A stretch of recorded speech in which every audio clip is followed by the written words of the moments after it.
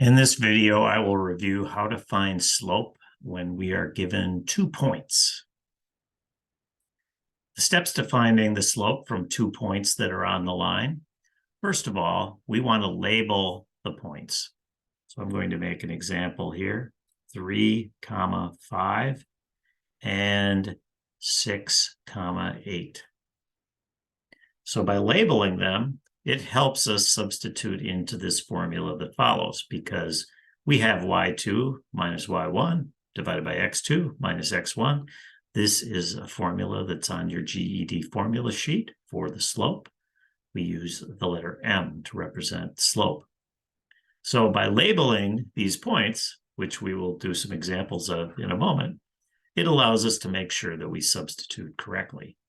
After we do that, we're going to do the math by subtracting, being very careful with negative numbers, and then finally reduce the fraction. Those are the steps that we will be following. Now, here's an example of labeling the numbers again. We have 0.1 as 5, 2, 0.2 as 3, 6, and we've labeled it x1, y1, x2, y2, so that we can keep track of it. Now, if we're going to substitute here, we're first looking for y2, that's 6. Then we're looking for y1, we go over here, that's 2. We have now used 6 and 2 from our list. We move down to the bottom of our fraction. x2 is 3, and x1 is 5. So there is the substitution. We can finish this off. 6 minus 2 is 4. And 3 minus 5 is -2. 4 divided by -2 is -2. The slope of the line that goes through those 2 points is -2.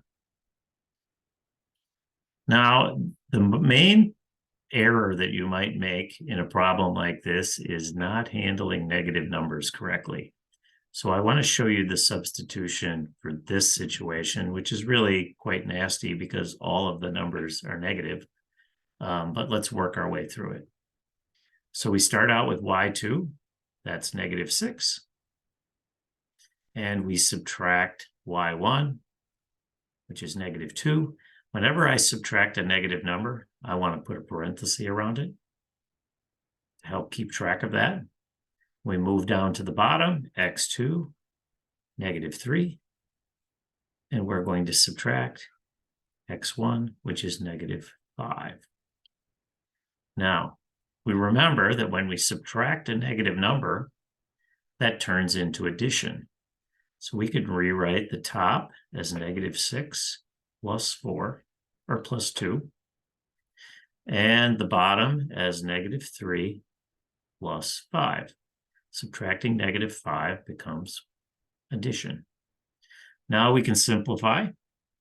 -6 plus 2 is -4. And -3 plus 5 is +2. -4 divided by +2 is -2. And that is the slope of the line that goes through those 2 points. But as you can see, the negatives here tend to get a little bit confusing. So take your time on a problem like this and make sure that you handle those negatives correctly. All right, we're going to go through 3 problems here. So here's an example where we want to label our points. These are the 2 points. We have x1 and y1, and we have x2 and y2. To rewrite our formula, y is equal to y2 minus y1 over x2 minus x1. And now we substitute our values. y2 is 6 minus y1, which is 2. On the bottom, we're going to do the same thing with x. x2 is 3, and x1 is 1. Simplifying that, 6 minus 2 is 4, and 3 minus 1 is 2. Our slope is 4 divided by 2, which is 2.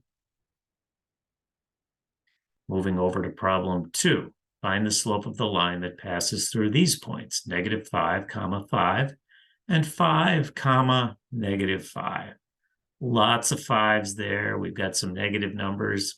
Let's be careful. Let's label our points. I'm going to just separate them here to make it a little easier to label.